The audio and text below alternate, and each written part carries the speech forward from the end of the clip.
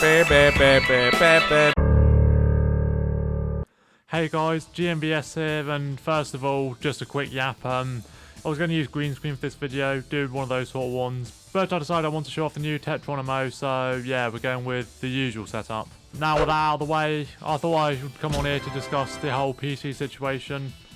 I did one video on it before, like, that was over 2 years ago now, and it's gone so much worse then. I, of course, do not play the game on PC. I tried once, but couldn't get past the sunflower loading screen because my PC couldn't run it properly, yada yada. So I refunded it immediately. And I've been tempted to try again since, even though I've not really made any upgrades to my PC, but I can play the fan game Gardenless despite technically being underspecified, if that's the word. After the whole Decaversary thing, a whole bunch of skids decided to take this opportunity to completely f the game up, just because it's how they get their f***ing rocks off. So there's already a pretty bad ban thing before. There's the whole level 46 thing, where all your characters get leveled up to 46, which means you can't play multiplayer. But things have escalated even more from that. Also, I've got to say, one of them wasn't helped by a certain Canadian YouTuber literally showing people how to do it when trying to warn people about it, but that's none of my business. So now there's a cheat which allows people to affect every lobby on PC, which adds to this whole bunch of crazy things to them, like invincibility, 1 damage, stuff like that. I mean, some people think it's fun for about 2 minutes, but then you realise you can't escape it. You have a risk of getting banned if you're forced into these lobbies, and they have a thing now where they can whisk you from any other lobby, or even your own backyard, and then put it in these completely up lobbies. So this had a lot of complaints in the Decaversary when a lot of it was happening. People were saying that as much as it was great on console, it was basically a complete mess on PC for this reason. I think a few people managed to find things to do on it, I think LT Darkwing and Gamer King did some sort of crazy Ops or Infinity thing. I was on their streams briefly, looked pretty fun. But yeah, I think this goes without saying, avoid Garden Warfare 2 on PC. Just play it on console, guys. Even if you're used to PC gaming and all of that, it's just so much better. You haven't got risk of getting banned or anything. Even using mods and doing your own stuff in private play is unsafe now, because I think you can actually get affected if you don't even go in multiplayer. But I guess the whole console thing is where I come into this. As someone who's played exclusively Xbox since 2019, there is sort of one thing that I'm seeing brought up more lately. I think Foco brought this up in his PVZ retrospective about how you have to pay for online service on console, but you don't have to on PC, so that's the privilege PC people got. And yes, while that is a bit of a scam, I think I kind of just bit the bullet and went for it eventually in 2020, and that's how Garden Warfare 2 ended up becoming my all-time favourite game, just because I love playing multiplayer on it so much. Now I think about it, that's pretty much the only reason why I pay for Xbox Live, the Garden Warfare shooters. Pretty much the only other Xbox games I play regularly are Fall Guys and Overwatch, and I don't believe you need the service of those. I know you certainly don't for Overwatch. But yeah, it's a rip-off, but at the same time it's kind of worth it. I mean, it's certainly worth it so you can actually well play the damn game. Which, let's not forget, this is still a paid game on PC. There can be legislation against selling a game that's literally unplayable. Even the Steam sales, which I think they're still promoting occasionally.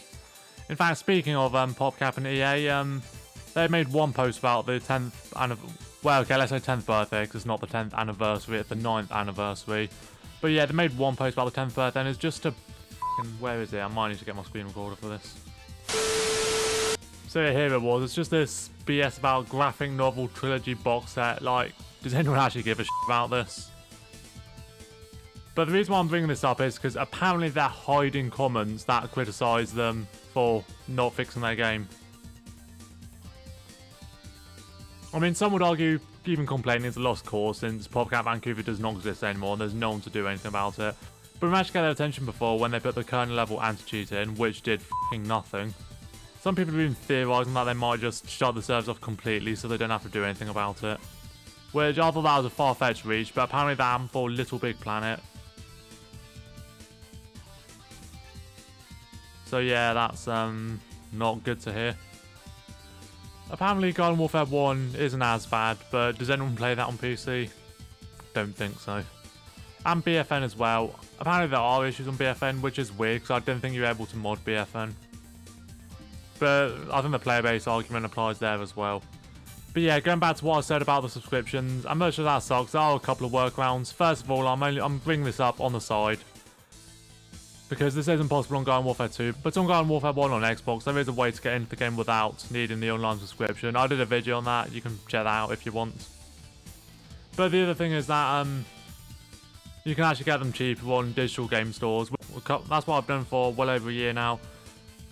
So going on to the site called Loaded, you might have known this as CD keys in the past. I kind of didn't rate that rebrand, to be honest. But yeah, let's go Xbox with a subscription, 1 month. Keep up with us, not relevant. Keep Pass Essential, see that's $5.99 there. The original one I believe is £7. I think they might have upped that again though. The one I tend to go through is the £3 one. Okay, I'm sure that wasn't $16.99 before, they definitely bumped that up again. But I mean, that's still considerably cheaper than the normal 3-month one. Okay, Sonic Mania for $1.59. Is that how much cheaper it is normally? But yeah, I'd say this is worth looking at. I will say, for some reason, it takes like a day for it to actually go through now. So that's kind of annoying. But yeah, I'll just mention that. That's how I do things. So yeah, overall, I'd say Garden Warfare 2 PC is pretty much hopeless at this point. People are just finding out more and more severe banning methods and stuff like that, or other ways of rendering the game literally unplayable. Yeah, you should do something about this really, but they won't. I mean, if I'm proven wrong, then I'll be pretty grateful, to be fair, despite the fact I don't even play on PC. But overall, yeah, come to console. Xbox and PlayStation 4 lobbies are pretty alive, but they could do it being more alive, you know. Once again, thanks to Deggy and Twilight Jumper Enthusiast for the Decaversary event, because that was really good for console. So that's all from me. See ya.